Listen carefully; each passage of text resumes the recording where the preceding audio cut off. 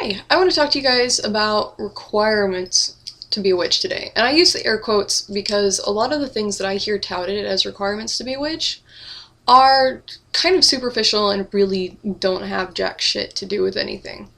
There actually are requirements to consider yourself a witch, but I bet they're not what you're all thinking.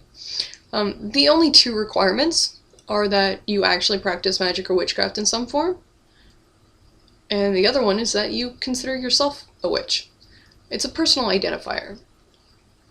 I know a lot of Christians who practice what we would consider magic or witchcraft, very powerful magic or witchcraft at that, who don't consider themselves witches, who don't identify as witches. And that's okay. If they don't consider themselves a witch despite practicing it, then they're not. Not any more than somebody who practices witchcraft has to consider themselves pagan. And then on the flip side, I know people who practice magic and witchcraft who do identify as witches, and again, that's a personal choice.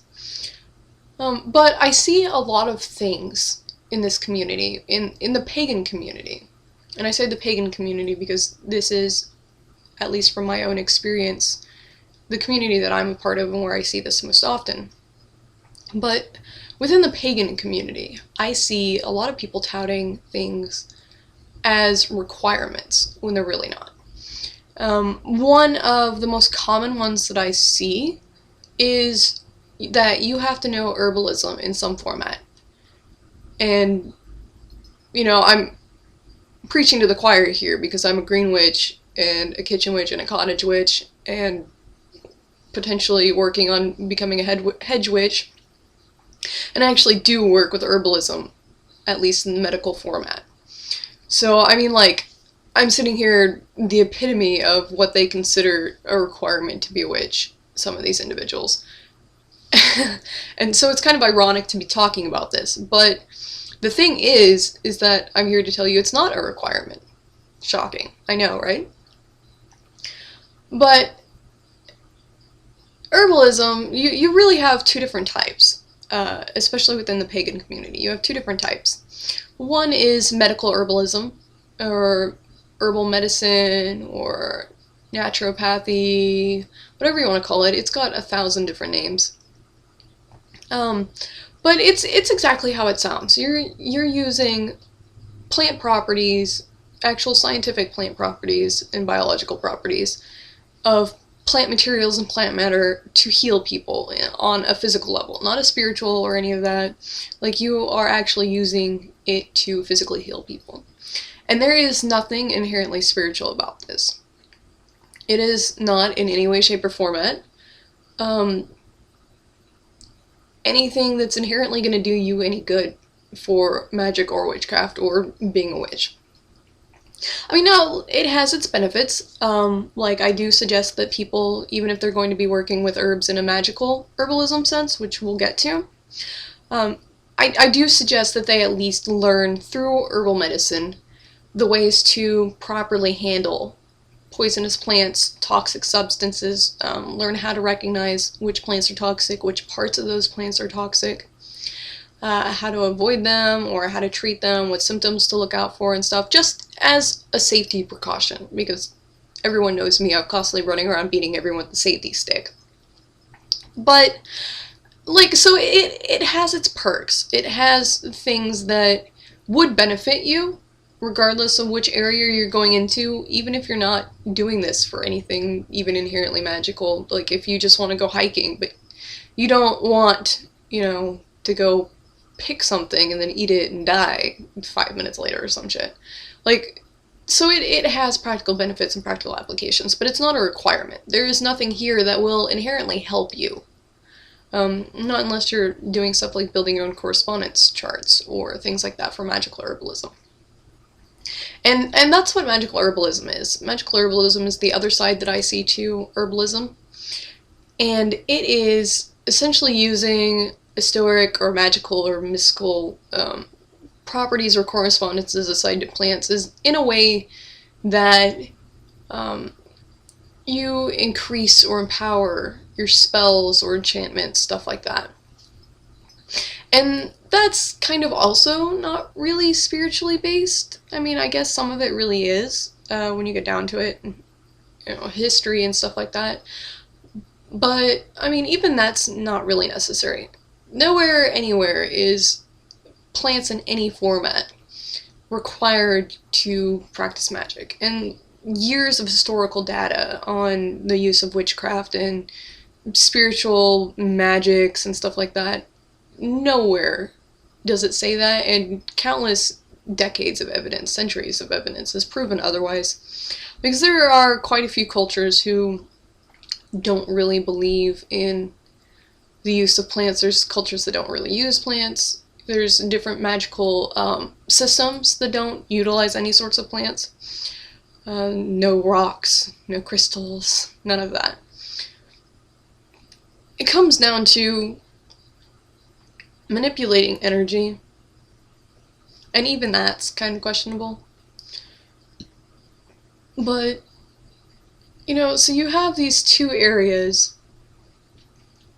which are vastly different, and I see them conflated a lot. Like, I've had people tell me that in order to learn magical herbalism, you had to know herbal medicine first. Which, like I said, there are practical applications to doing so. But there's no requirement. If you're not going to be messing with poisonous herbs or any of that, then where is herbal medicine going to honestly help you? Are you going to use them for your correspondence charts? Are you even going to make your own correspondence charts? Are you going to rely on ones that have been passed around so much and added to that every plant basically has the same damn properties at this point? So the choice is yours, completely. And I know people who don't have any interest whatsoever in plants. One of my friends on Tumblr, Ask Secular Witch, no interest whatsoever. About the only thing she can do is recognize poison ivy. And, there's nothing wrong with that. She's a witch. She's also not a member of the well, I wouldn't say she's not a member of the pagan community, but she definitely does not identify as pagan, but she does run with the pagan community to some extent. So I don't really know where that falls with calling her a member of the pagan community, but she is not pagan. And that's another requirement that I want to talk to you about, is that witchcraft has to be spiritual or any of that, or you have to be pagan if you're a witch. It's not the case at all. Not the case at all.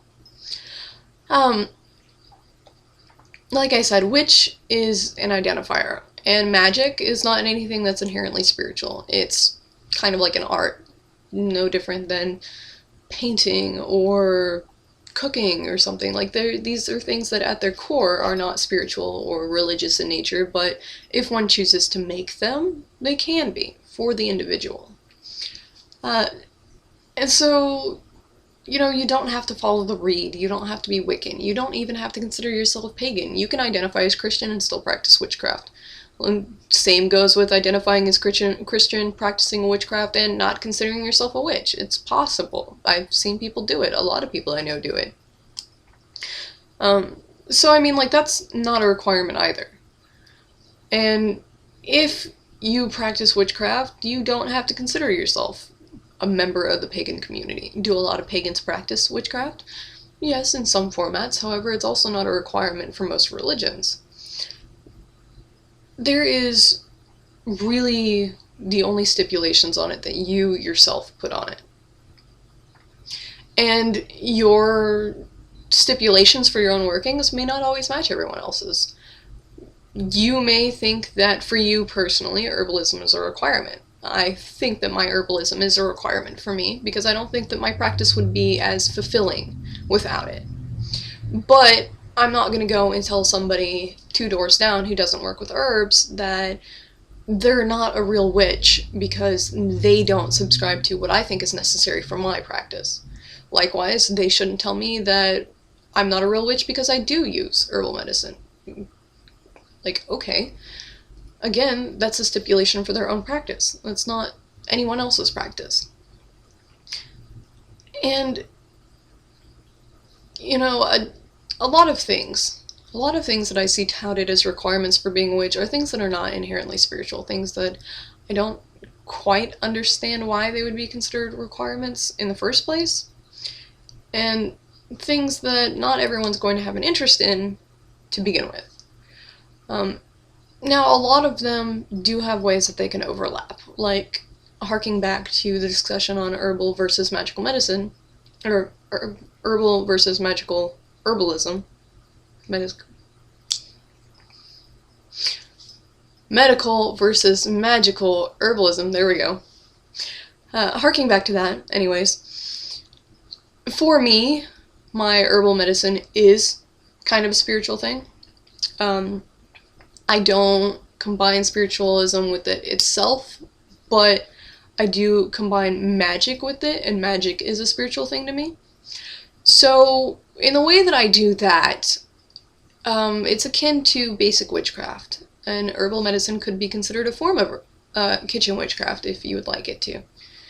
But basically, where my magic comes from in that is that while I'm making remedies like my salves or my ointments or vinegars and stuff like that, I'll imbue them with magical energies that aid their healing powers, maybe add a little bit of comfort thrown in for things that are meant to soothe people. I add an extra sleepy time spell to my sleeping teas, stuff like that, you know? So, I mean, that can overlap that way, and likewise, you can use herbal medical properties to create correspondence charts for your magical plant properties for your magical herbalism. So in all of these areas, herbalism aside, in all of these areas that people seem to consider requirements that aren't really requirements, there are ways that they can overlap. There are ways that you can put them in there and mix things around and include them in your practice in a non-spiritual sense or a spiritual sense or, you know, whatever you want. But they're not requirements. There are, again, only two requirements to be considered a witch, and that is that you practice witchcraft or magic in some format, be it you like to do minor little spells or charms every now and then when you're driving down the road and shit gets a little fucking scary. Or, you know, christening your house or your bed. You know, maybe those might be considered little charms or spells or whatever, but if you don't consider yourself a witch, then it doesn't matter if you practice witchcraft or magic. You don't have to identify as a witch just because you do. And, you know, whatever. Don't let anybody tell you that there are any other stipulations to being it. It's a personal identifier based on your own practices.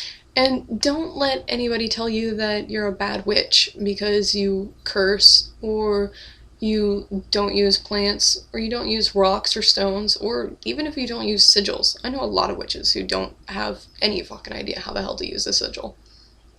I'm one of them. So, you know, just as long as your practice is not appropriative, doesn't contain racist elements, or, you know, isn't shitting on other people by shaming them because they're not following your morals or stuff,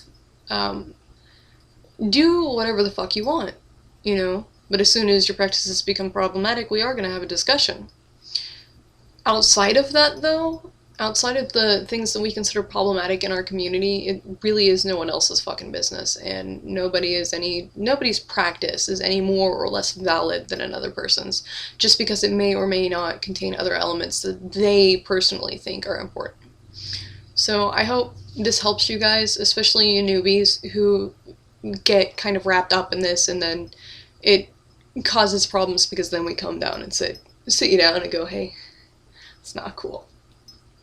But, and especially since you're new, because I know how absolutely fucking frightening it can be, because you've got all this information coming at you from different areas. You got, you know, people saying you can do this, and then people over here saying you can't do that, you know, and it's,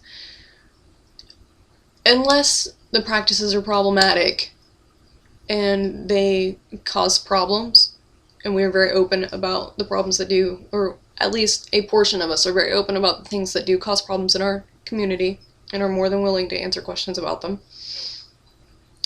But unless they're problematic, do whatever you want, and don't let anybody tell you that, you know, you're not a real witch because you don't use herbal medicine or some shit. It's fuck them.